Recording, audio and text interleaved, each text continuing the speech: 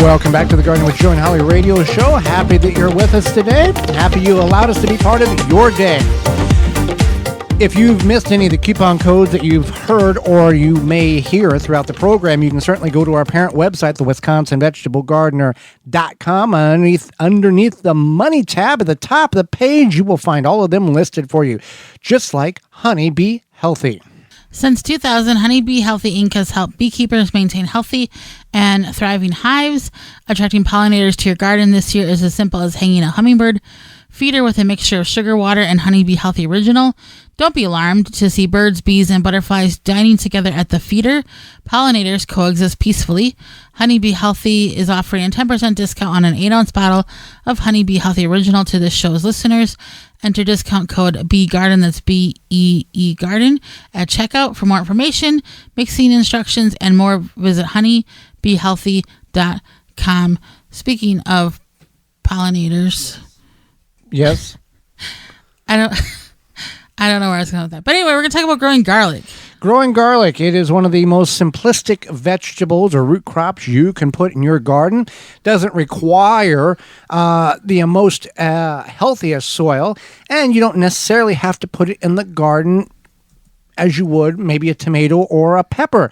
You can incorporate this into your raised beds, in some instances, containers, which is not recommended. We wouldn't recommend that, but some people do find success in growing it. So we're going to start at the beginning stages and then work all the way to current time of harvest. Now, you want to find good, reputable garlic bulbs.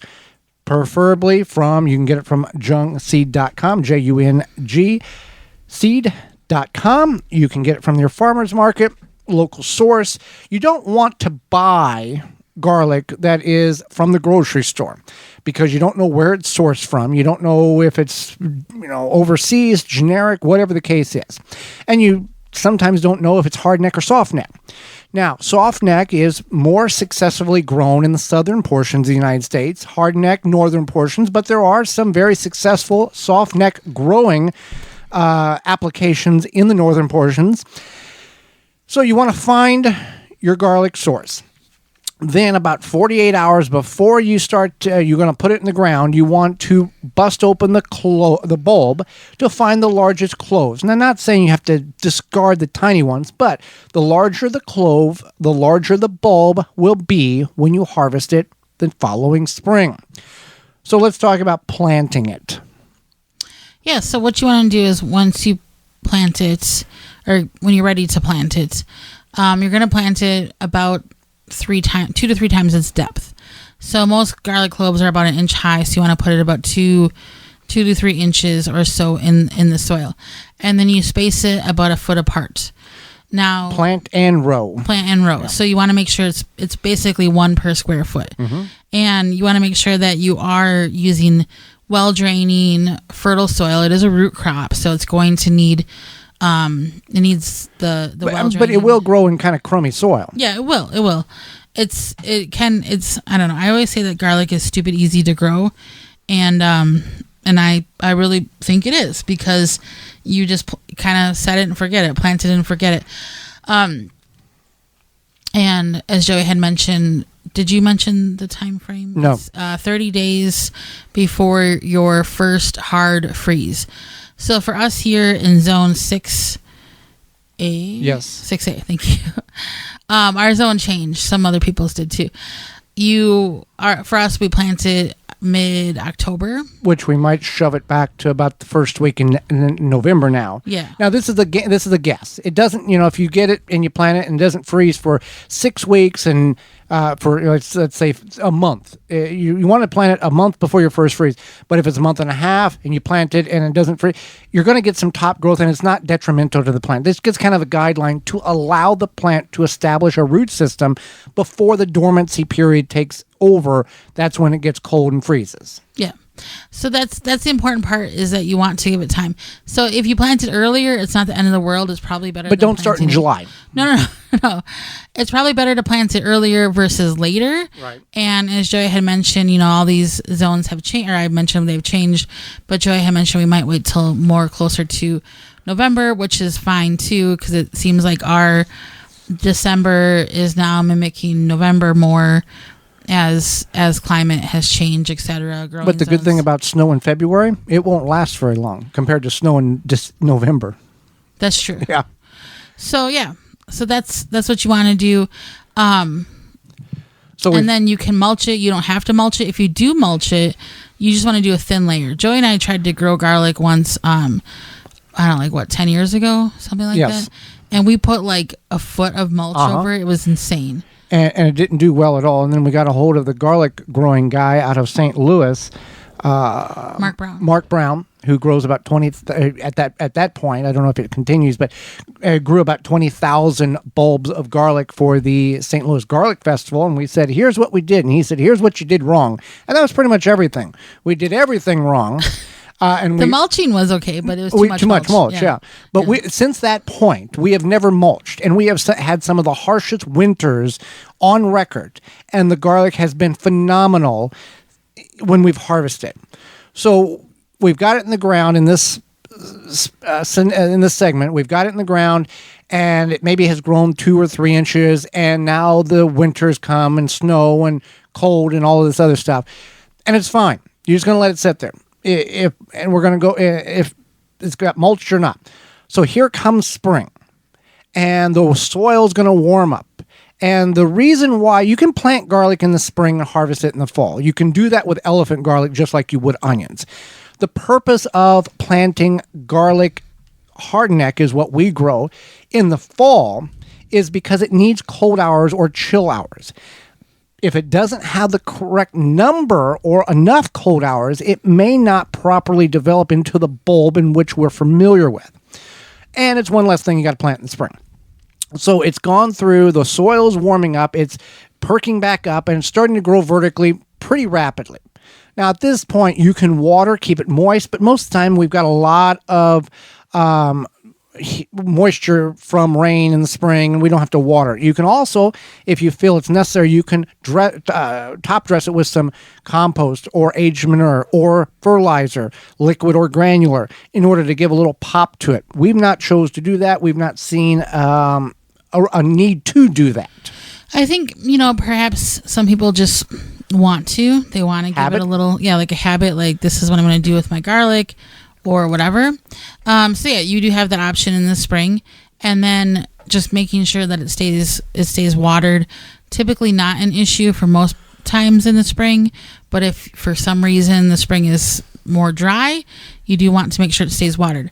Then what will happen, depending on if you have hardneck or softneck, hardneck garlic will get what's called a garlic scape, and it's basically like this little curlicue that can extend 8, 12, 14 inches as it grows up and twirls around. Yeah.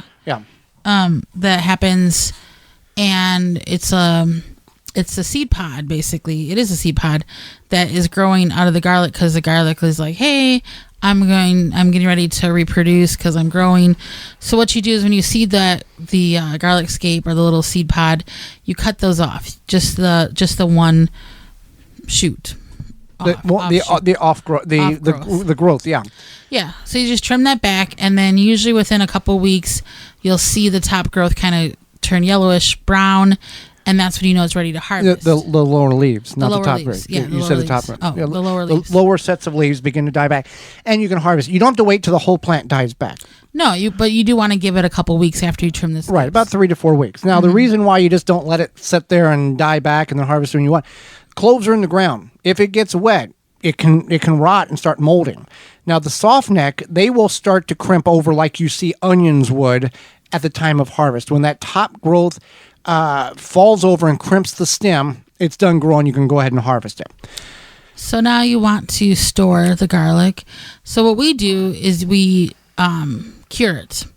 And so curing it is just the process of hanging it, or even just like kind of vertically stacking, standing it vertically into a tub where air can circulate and gravity can pull the juices from the stem back into the bulb. Yes. And it also allows like a little bit of drying so that it stores better. And so you want to cure it, I don't know, a couple months probably? Based on conditions, 4 to 6 weeks. Yeah, so a couple months. Yeah. And then at that point you can cut off the tops, the bottoms, whatever, give it away, braid it, whatever you want to do with it. You just want to make sure you store it in a cool, dry place with good air circulation. So you don't want to like shove it in the back of your fridge. Don't put it in the fridge at all. You don't want to put it like in a plastic bag in a corner. Some people use baskets. You're going to get about 6 months out of this. Yeah. As 6 months pass and you're getting to 9, you're going to notice the internal clove begin to dry up. Not saying that it's going to just completely shrivel up to nothing, but that you lose less and less and less viability or nutrient value as that starts to dehydrate essentially. So if you have an abundance of garlic, you could essentially bake it, you could roast it, you could dehydrate it and turn it into garlic powder like you would buy at the store. There's several different options you have there instead of just letting it dry up and putting it back in the compost pile. Now, when you harvest your garlic, let's say you harvest it this year, you're going to want to save the largest bulbs, which will contain the largest cloves, and set them aside so you can plant them next year. We plant a variety of garlic. Georgia Crystal, Purple Galaxy, German Hardy. There's a Spanish Roja. Yeah. We don't, we never labeled ours. No. And that's okay. It's just whatever the biggest was. That's what we may all have. We may just have one variety right now. I have no idea. Who knows anymore? Yeah.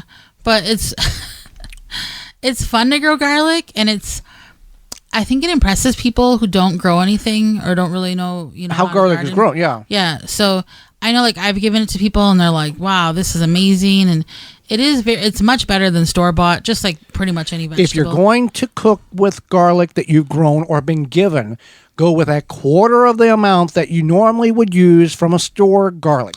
I don't agree with this because I love garlic. I know, but if you're not used to it, it's going to blow your socks off. Yeah, the fragrance, the aroma, it's going to be overpowering. Yeah. Well, you can always add more. You can't take it away if you've over garlicked yourself. This is true. Real quick on the garlic scapes, what can one do with these scapes once they've harvested? It's not just a throwaway product. It is a usable item that it's an additional crop the plant gives on the hardneck. Yeah, so you can add them. They're almost like chives in a way, but like garlicky chives. I know you can add them to stir fries. You can grill them. You can chop them up fine and put them in pasta, etc. They're just basically like little garlicky chives. Yeah, you can make pesto, eggs, but maybe. Boy, it's a strong pesto. Yeah. It's a strong pesto. So if you've got questions on how you should be growing garlic in your neck of the woods, send us an email, gardentalkradio@gmail.com, and we will help you out with your growing situation. Well, summer is here. It's in full swing, and the Japanese beetles are already wreaking havoc on many of our gardens, Holly. Yeah, well, if you're looking to successfully control beetles without damaging the environment, look no further than Beetle Gone from Phylum Bioproducts. Derived from a naturally occurring soil bacteria, Beetle Gone is the only organic solution that successfully controls beetle invaders. Just mix powder with water and spray on your plants.